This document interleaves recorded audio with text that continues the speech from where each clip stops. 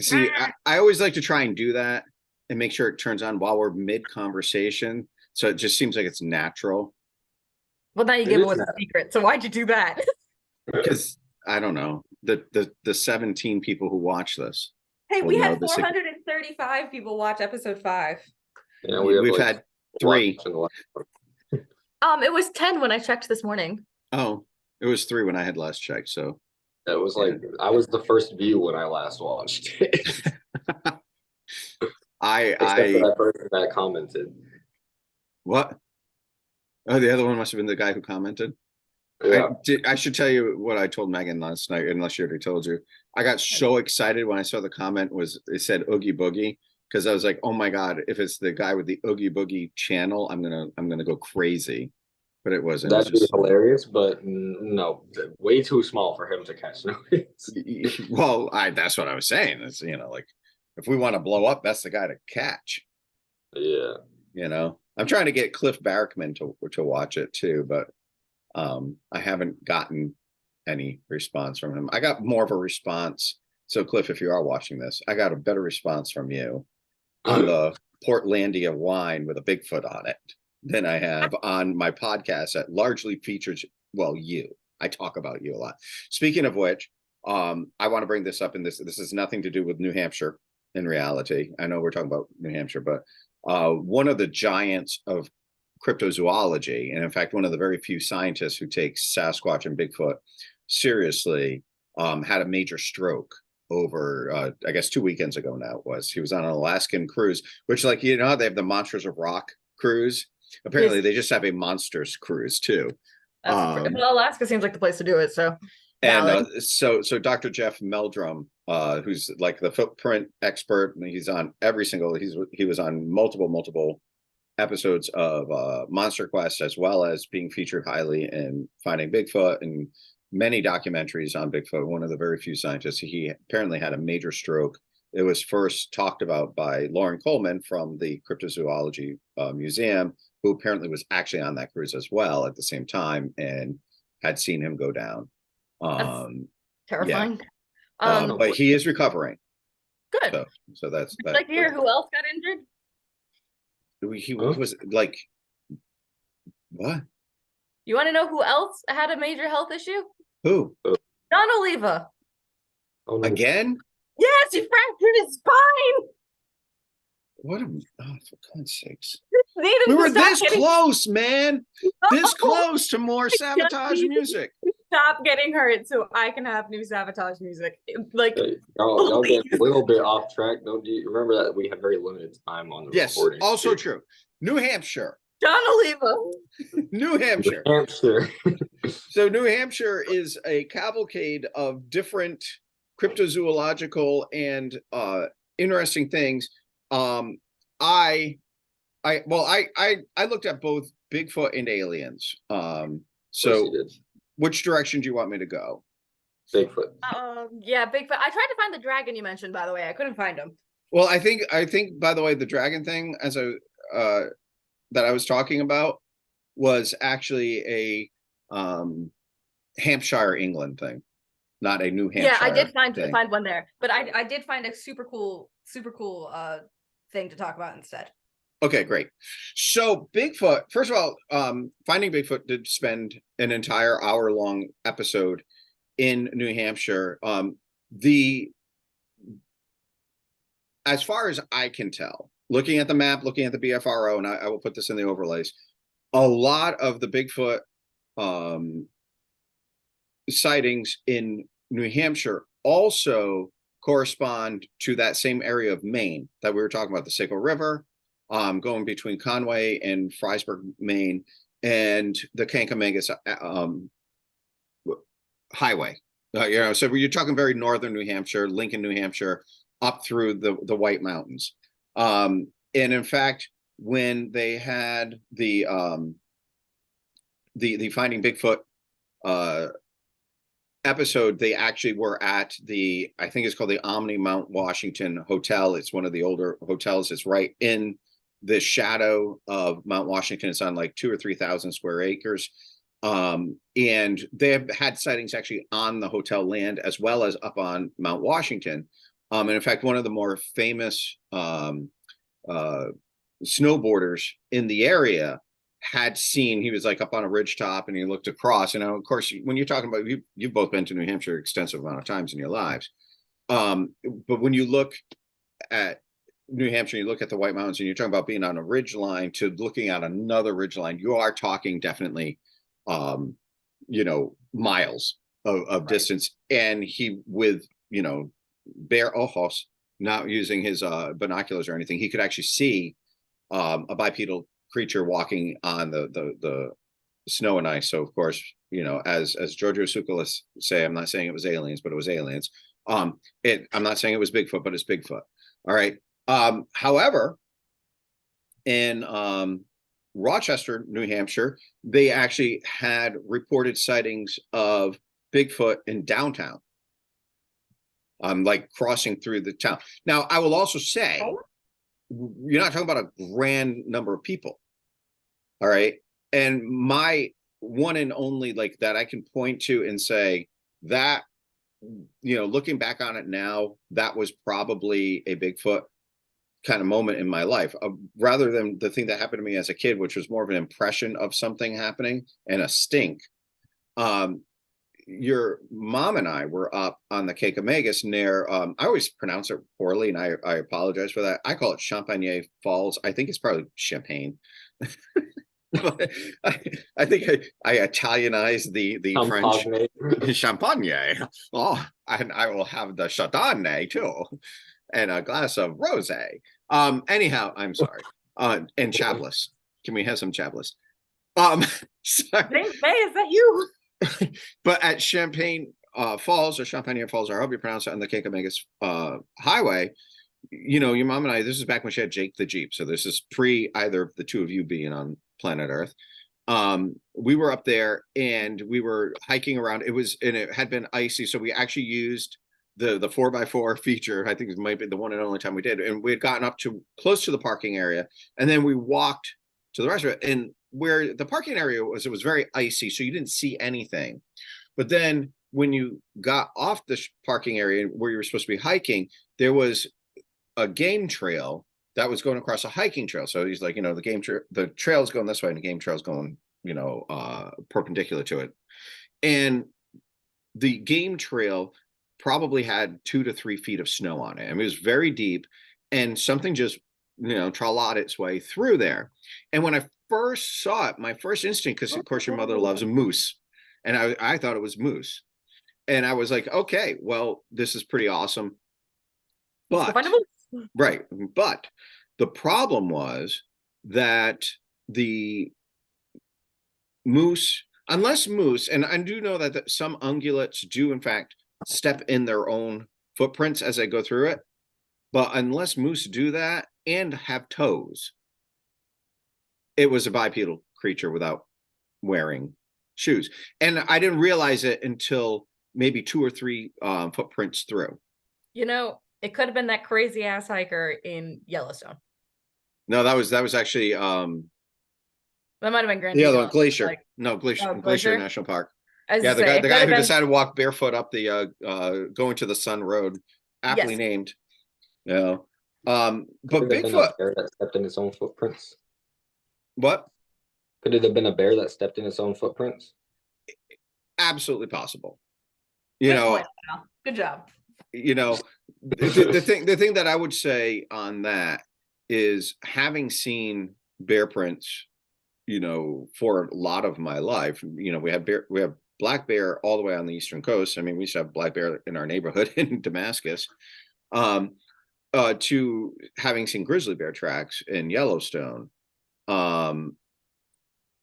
I don't recall claws, but I'm willing to say it could have been. What I will say is that there are entire articles about how the Granite State Bigfoot love. It says literally this is a TripAdvisor review that says, "Riders beware, Bigfoot loves the Kanka." All right, so clearly they're talking about the Kakamega Highway, and in that particular review, it says, we love the ride and traveling to our condo in Lincoln. Best views around back in 2003, we did, however, see a Bigfoot crossing the Kangamangas, and it was huge. And that was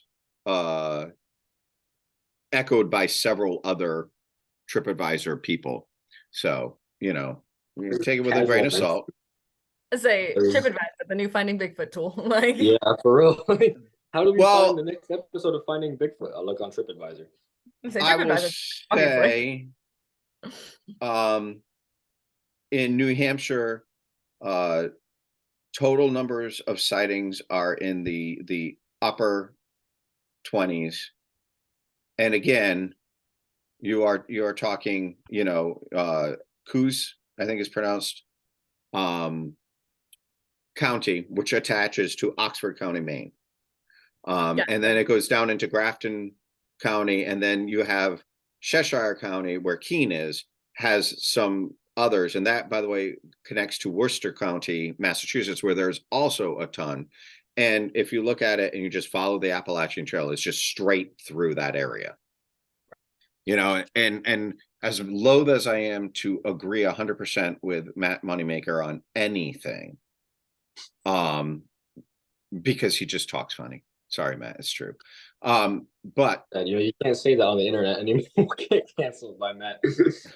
well, sorry. As loath as I am to agree with Matt Moneymaker on anything, because sometimes I think he's wrong. How's that? There we go. There we go. He makes the point about the Appalachian Trail a lot, and that, you know, Bigfoot is going to be like any large animal, is going to go through an area the easiest passageway. So that means power cut lines, and which is why you find large deer on power cut lines, and things like the Appalachian Trail.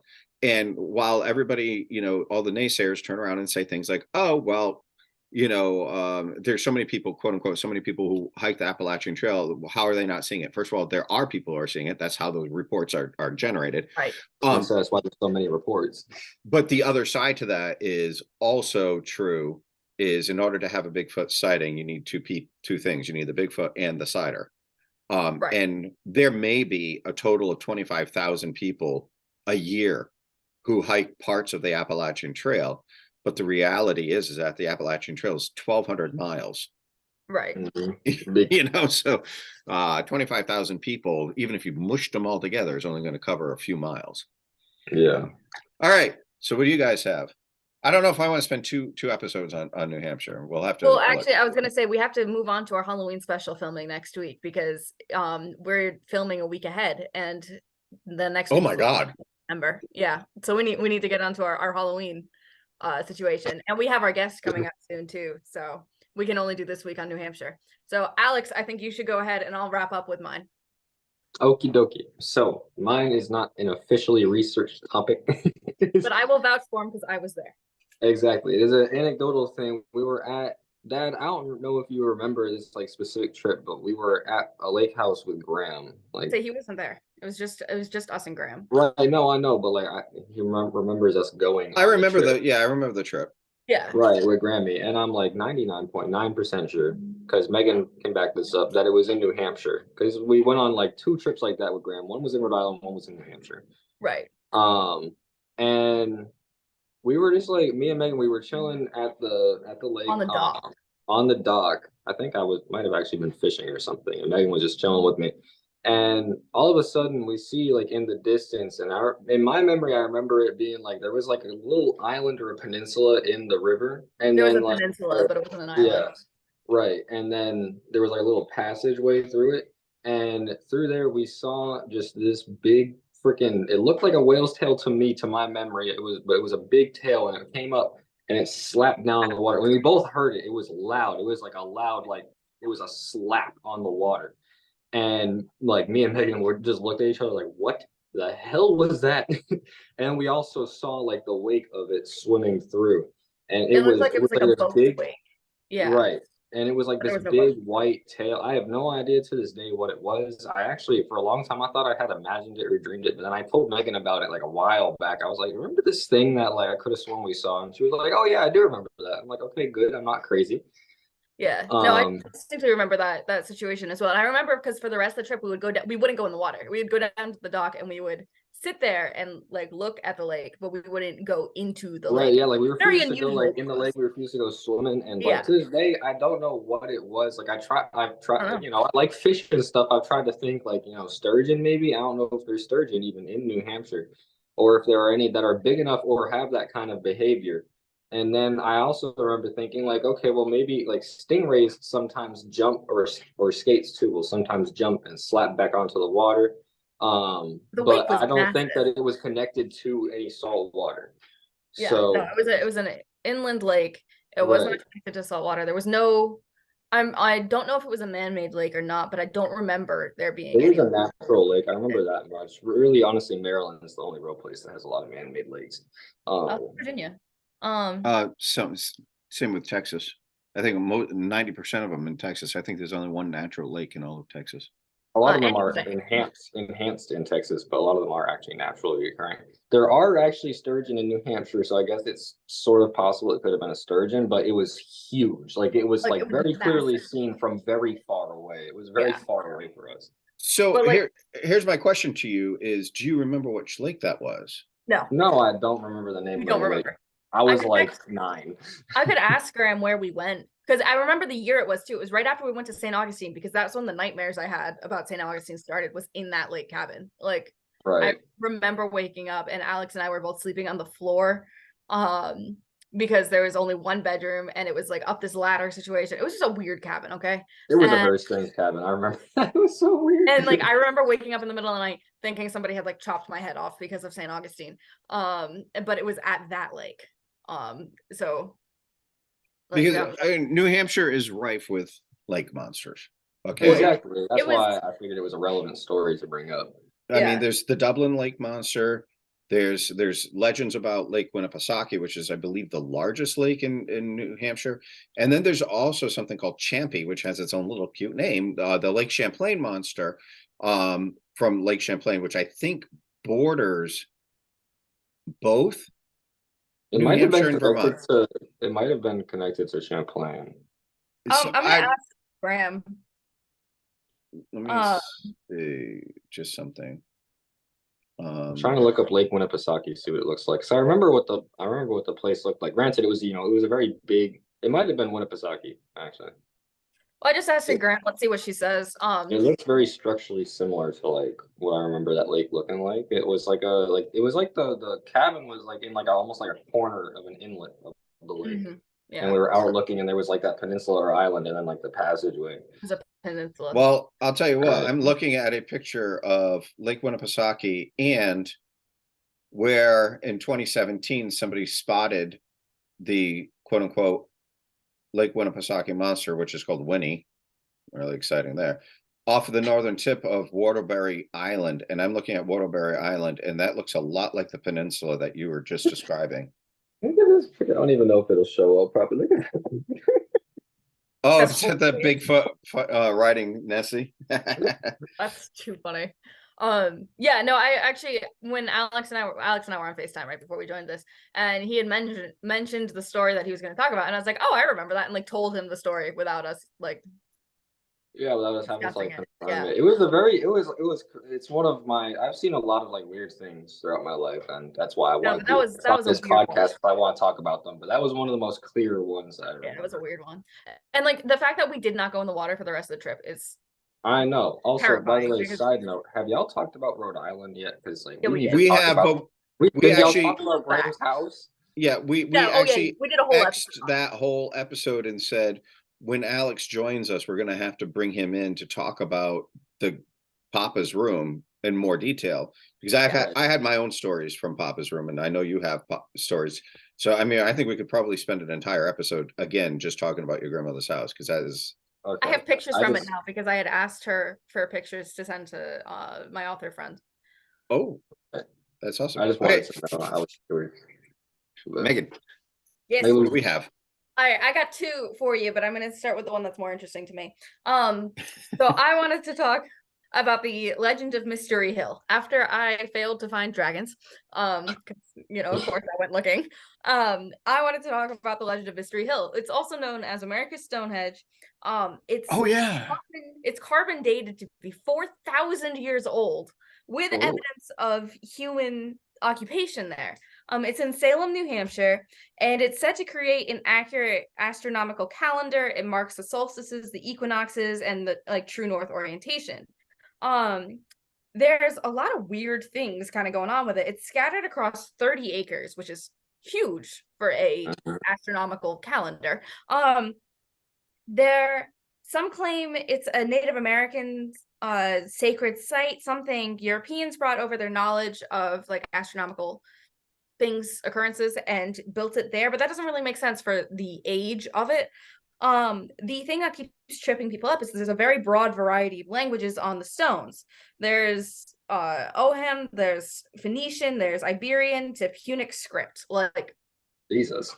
You've got like so many like you have old Celtic alphabets, and you also have Punic script. Like, how did those get in the same spot? And if they were carved within the last like 2 centuries, and I don't think they were, because I did a fair amount of research on it, and some people think like, oh, people must have just been carving on them like in the 19th century, but who in the 1950s is going to be sitting there carving in Punic script?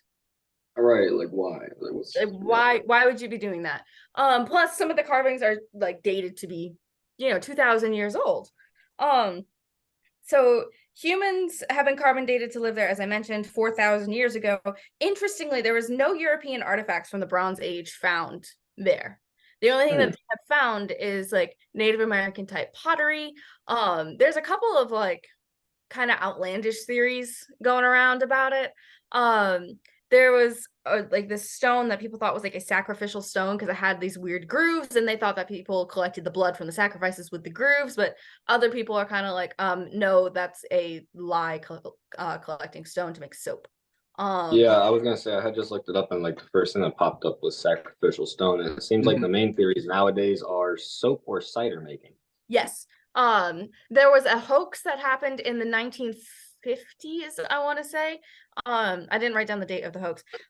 Where some guy thought it was Irish in origin and proof of Irish exploration of the Americas in 400 to 500. And he rearranged some of the stones to kind of fit his theory for it. And that was obviously debunked, but there still is the old Celtic alphabet written on there. And that was present before the man started rearranging things. And that alphabet kind of fell out of use very early. Like, people use it now because they have made a conscious effort to kind of revive it, but like it's not a common thing. Like, so it's weird the amount of languages on there. I don't even know when Phoenician went out of use. Like, Phoenician? Well, yeah. a long I'm gonna time say ago. Specific, like technically we have the phonetic alphabet, but actual Phoenician itself, Yeah. I don't even know how to spell Phoenician. it's a PH. Yeah. That much I know. Yeah, I know it's Phoenician with a it was C. the earliest of it dates back to 11th century BCE, and the Right. latest inscription of proper Phoenician is the 1st century BCE. So that's I was gonna say, old. It's one of the older languages that I know. Well, superseded Aramaic. Right. So it's just, how did that get there with such an odd combination of languages? So I'd love to know more about the stones, but I don't have. Nobody really has any answers. Like, nobody really knows. The Sucrose moment. Aliens. Yeah, no. Honestly. Extraterrestrials. So yeah, so I thought those were super interesting. I did a good amount of research on it. Again, I can't really find any answers. The other thing I looked up was a witch in New Hampshire, because she was the only witch in New Hampshire, and I thought that was There's only one. There's only one. What the hell? Yeah, that's what I said. Rhode Island, they had 2,000. In New Hampshire, you've got one. Maybe they were more efficient at putting him to death. Well, this one didn't even die, so. Oh. Well, her name was Goody Cole. She was New Hampshire's. Oh yeah. Okay. Oh, I've heard about this one. Yeah. Eunice, right? Isn't it her first name? Eunice or something? Yeah. Her real Eunice name? Cole. So she was convicted in 1656. She was held in Boston, but released after several years due to failing health. And then she went back and she lived in this hut in her original village, died several years later, and then the ghost has been blamed for a lot of tragedies in the area. Like a ship sunk and killed 8 people, and she was blamed. Apparently, there's a wandering woman who always asks where her Goody's grave is. And then when the people give the directions, she just kind of like poofs. Yeah, well, yeah, because I'm looking her. She's blamed for a lot of drowning deaths because Yeah. supposedly she was allegedly like accused of drowning people when she was, alive and operating. Alive and operating as opposed to dead and operating. Yeah, Well, exactly. Say if the shoe fits. So yeah, so she was an interesting character. I couldn't believe that was the only witch convicted in New Hampshire. I feel like New Hampshire was in fact slacking. Get it together. I know, Yeah. especially considering, didn't you just say that little stone place was in somewhere called Salem? Like, I feel like there would be more witches. Well, I'm just kind of surprised with the stone situation, like that there were not more accounts of witches in New Hampshire. I feel like I know. I'm saying that seems more like a witch thing or an alien thing, or like a druidic situation. Right. I mean, there's a lot of like Native American shaman stories, which Yeah. we could account to magic as well. Why are you Right. beeping? I don't know. Who's beeping? Oh, it's me. It's a Salvation Army truck. Oh. It's beeping. It's backing up. So I was really surprised by that. I thought that there would be more like witch stories than there were. I would have thought so too, but hey, at least we got our fair share of lake monster stories. True. Well, I'm concerned for the lakes of New England at this point. I'm Like, not going swimming in them joints, I'll tell you that much. I don't swim in lakes. You know that. That's just not a thing I do. Lakes, it's fun and the water tastes nice, but like it's there are Giardia! bacteria in there. it tastes nice. And keep it thin the hard way. Exactly. How do you think I'm so skinny? There's the countdown of doom. Hey, but Well, we got through all like main things.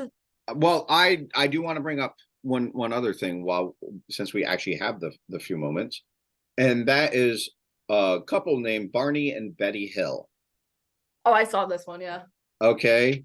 Barney and Betty Hill, 1961, September 19th, 1961 is the first ever recorded alien abduction.